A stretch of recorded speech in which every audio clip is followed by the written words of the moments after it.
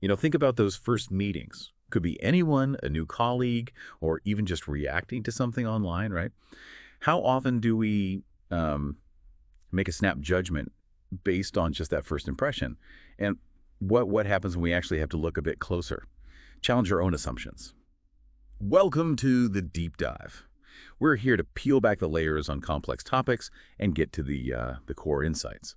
Today, we're jumping into a real classic, one that's hooked readers for, wow, over 200 years. Jane Austen's Pride and Prejudice.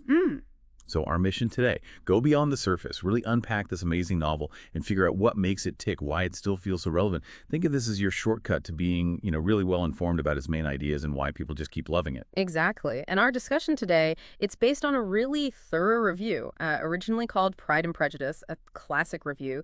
It gives us a great framework, actually, for appreciating why this story is, well, more than just literature. It's like a mirror, isn't it? Reflecting these sort of universal human things. Yeah, and I'm really looking forward to this one because there's just so much under the surface. Yeah. Beyond the witty lines and the romance, lots to get into. Okay, let's dive in. So first things first, let's ground ourselves in the world Austen built. Pride and Prejudice, first published 1813.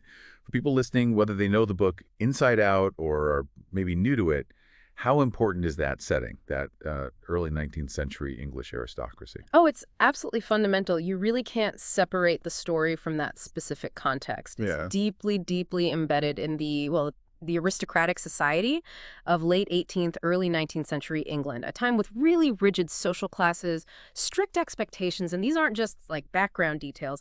They drive the plot. Every visit, every dance, who you could even marry, it was all tangled up with status, reputation. That's why it's not just a romance novel, but also, critically, a social novel. It's taking that society apart piece by piece. Right. And in this really carefully drawn world, Austen gives us maybe one of those famous pairs in literature. You've got Elizabeth Bennet described as intelligent, self-respecting, and independent. Definitely someone who doesn't just follow the rules. And then Mr. Fitzwilliam Darcy, wealthy, serious, and, well, somewhat arrogant.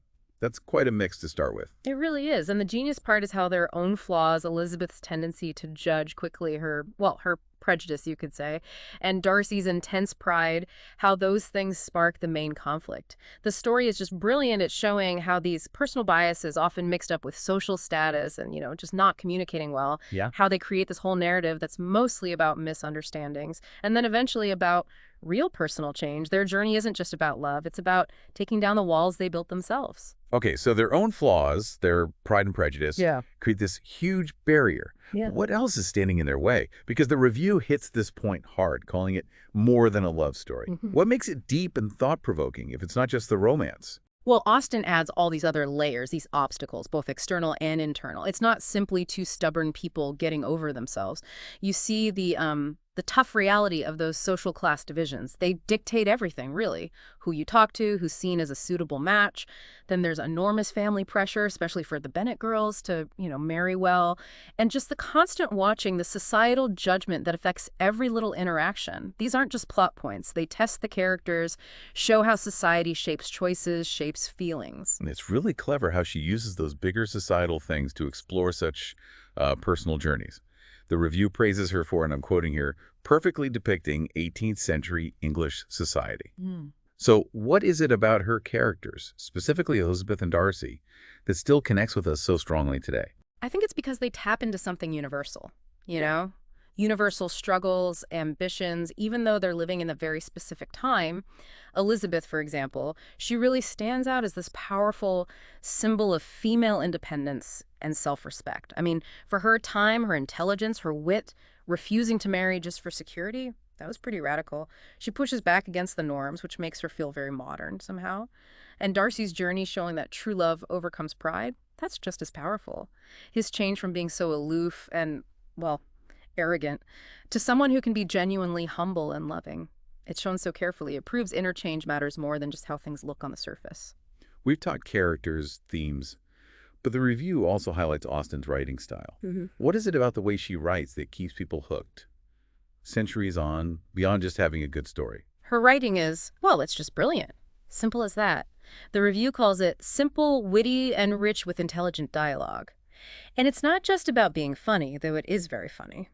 It's her incredible use of irony, and that technique free indirect discourse, where we get inside the characters' heads but also see them from the outside. Think about those amazing, sharp conversations, like between Elizabeth and Lady Catherine de Bourgh.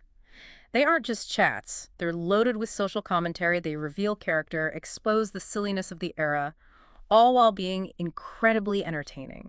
That precise, often quite cutting humor that's a huge part of why it lasts. It really is a masterclass in engaging writing. Yeah, absolutely. And there's this one powerful idea the review points out, a line that really gets to the heart of the novel's message. People make mistakes on the first impression, but the beauty of the mind can be understood over time. How does Austen actually show us that process, that journey from misjudging to understanding? Oh, that quote really nails it, doesn't it? It's basically the story of Elizabeth and Darcy in a nutshell.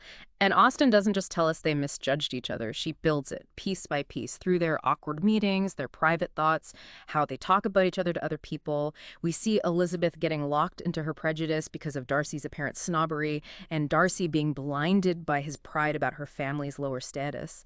The understanding doesn't come in one big aha moment. It's slow.